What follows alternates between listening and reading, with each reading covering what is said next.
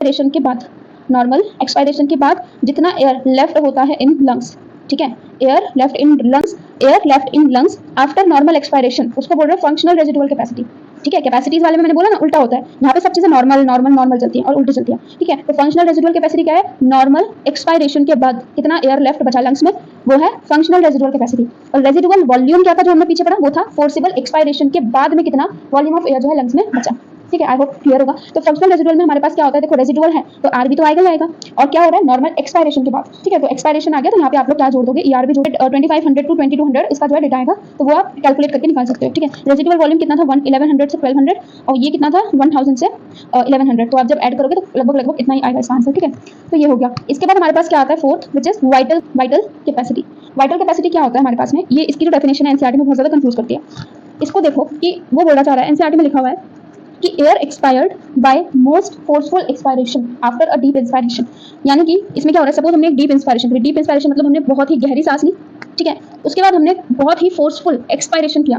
ठीक है, फोर्सफुली हमने एक्सपायरेशन करी, हमने क्या किया, पहले तो हमने बहुत ज्यादा गहरी सांस ली। ठीक है, गहरी सांस लेने का मतलब क्या, IRV इंस्पायरेटरी रिजर्व वॉल्यूम। ठीक है, मतलब फोर्सफुल इंस्पायरेशन के थ्रू हमने इंस्पायर किया। तो एनसीईआरटी बोल रहा है वाइटल कैपेसिटी में कि जो हमने क्या किया, हमने डीप इंस्पायरेशन करी, हमने एक गहरी सांस ली, उसके बाद हमने क्या किया, फोर्सफुल एक्सपायरेशन कर दिया, बहुत ही जोर से, जितनी सांस गहरी सांस ली थी उससे ज्यादा हमने क्या कर दी, एक्सपायरेशन कर दी। तो जितनी भी एयर हमने एक्सपायर्ड करी उस टाइम पे आफ्टर डीप इंस्पायरेशन, उसी को बोला है वाइटल कैपेसिटी। तो हमने क्या किया कि पहले तो हमने क्या किया, एक गहरी सांस ली, ठीक है, हमने ठीक है किया। अब क्या किया, तुरंत ही उसको एक्सहेल आउट कर दिया, और कैसे किया, बहुत ही फोर्स लगा के एकदम फोर्सफुली हमने एक्सपायरेशन कर दी। तो जितनी एयर निकली बाहर, ठीक है, उसी को बोल रहे हैं वाइटल कैपेसिटी। ठीक है, तो एनसीईआरटी की लाइन अब ध्यान से सुनो, air expired by most forceful expiration after a deep inspiration.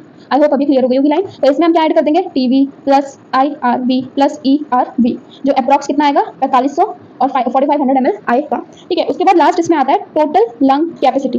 Total lung capacity इसमें क्या हो जाएगा, चारों की चारों ऐड हो जाएंगी वॉल्यूम्स, कौन सी, TV plus IRV plus ERV plus RV residual volume. ठीक है, तो इसका जो वैल्यू आएगा, वो होगा अप्रॉक्स 6000 ml अप्रॉक्स। ठीक, अब देखो टीवी IRV ERV को हम क्या लिख सकते हैं, वाइटल कैपेसिटी लिख सकते हैं। तो टोटल लंग कैपेसिटी को हम और भी क्या बोल सकते हैं, वाइटल कैपेसिटी प्लस RV, इनको हम लोग क्या बोलते हैं, वाइटल कैपेसिटी। तो VC लिख दिया मैंने, वाइटल कैपेसिटी, और साथ में हमारे पास ये RV आ जाएगा, तो that is total lung capacity 6000 ml होती है।